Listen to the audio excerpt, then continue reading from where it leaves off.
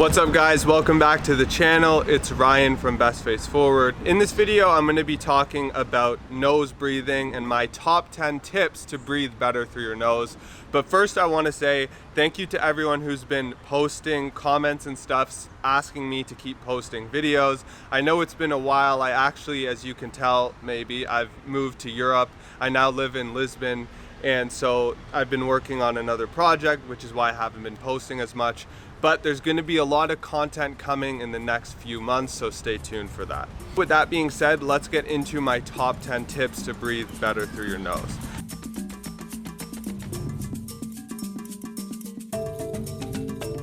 Now, nasal breathing is extremely important for your health and for the way you look, because when you breathe through your nose, it warms and humidifies the air, it makes you more relaxed, it helps with the oxygenation of your muscles, so it's just extremely good for your health to breathe through your nose.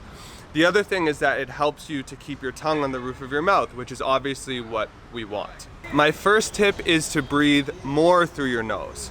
Now, this might sound pretty simple, but it's very important. See, the way the nose is and the way our bodies are is they're adaptive, basically. So the more you use or don't use something, it's going to atrophy.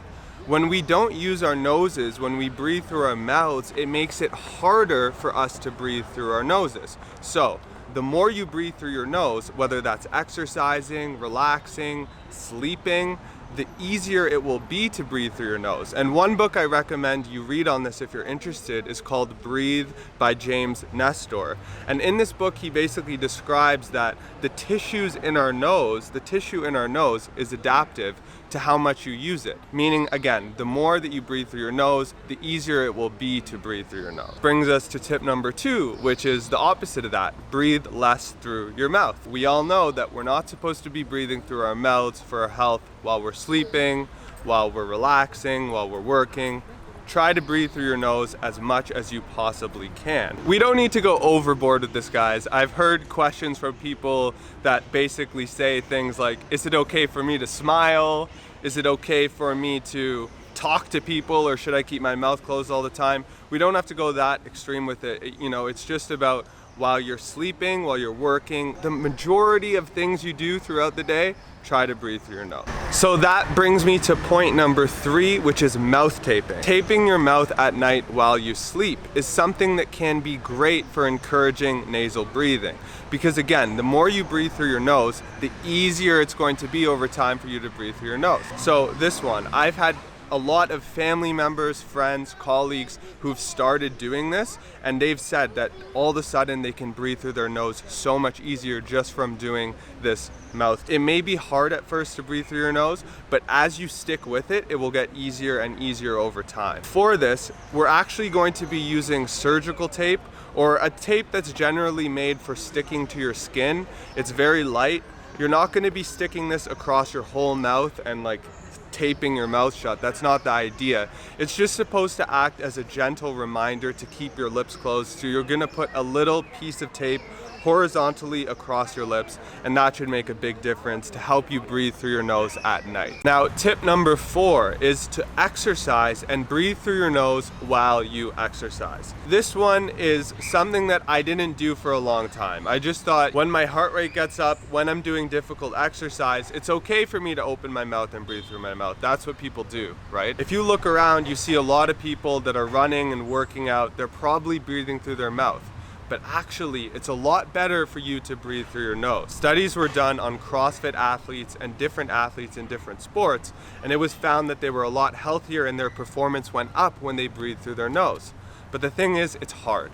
It's difficult to breathe through your nose while you exercise because, again, you're not used to it. So for me, I started going for jogs while keeping my mouth closed and just breathing through my nose. It was very difficult at first. It kind of feels like you can't breathe, but over time, this gets better and better. Now I do very difficult workouts like high interval training with a high heart rate, all breathing through my nose, and it's difficult, but I know that it's making it even easier for me to breathe through my nose, so I keep doing it. Tip number 5 is good old mewing and myofunctional therapy.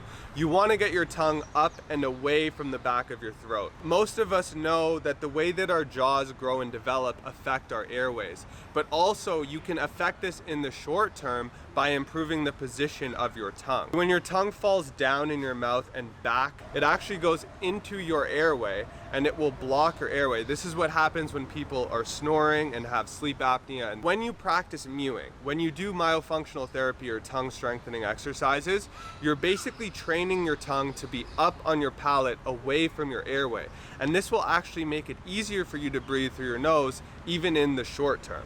Tip number 6 is to drink a lot of water. When you drink more water, you're basically thinning the mucus in your nose and in your sinuses. So whenever I find that I'm going to bed and I'm having trouble breathing through my nose, I know that I need to drink more water. I can really feel it when I'm dehydrated. I drink about 3 to 4 gallons of water a day because I exercise a lot.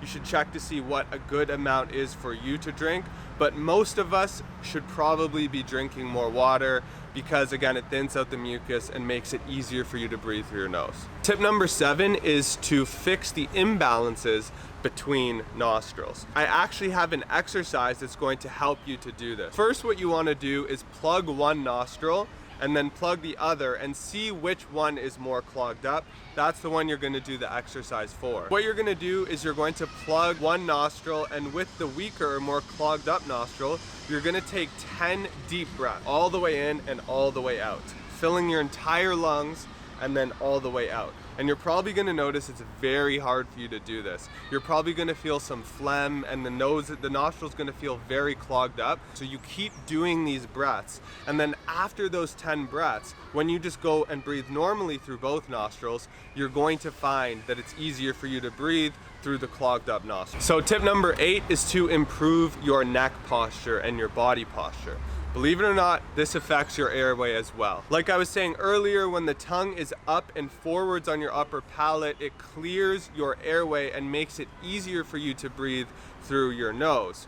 When your head is rotated forwards, like many of us are in forward head posture position, it makes it harder for you to get your tongue on the roof of your mouth. It's more likely for it to fall back. By improving your posture, what you're doing is you're rotating your head into a neutral position where it's easier for your tongue to be up and forward on your palate, and therefore it's easier for you to breathe through your nose. Even after doing 10 minutes of simple neck stretching, I can really feel that it's easier for me to breathe.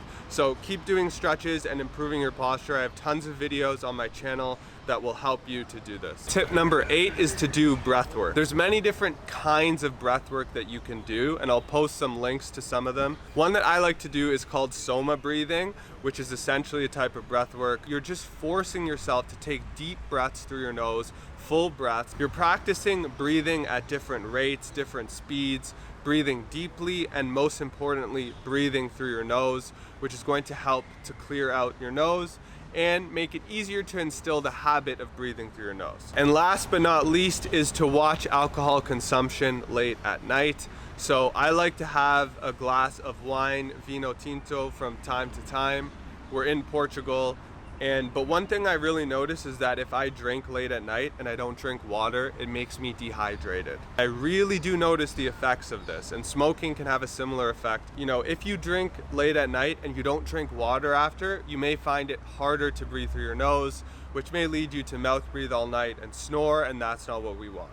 If you have any drinks late at night, make sure to drink some water after before you go to bed, and that is the final tip. Now, just closing out this video, guys, again, it's super important to breathe through your nose, and whatever you have to do to be able to breathe through your nose, I encourage you to do it. If you have allergies, if you have something preventing you from breathing through your nose, I encourage you to see a specialist, because it is so important. Obviously, because if we aren't breathing through our nose, we're breathing through our mouth. Thank you for watching this video. We're going to be posting a lot of good content in the future, so make sure you stay tuned, and we'll see you in the next one.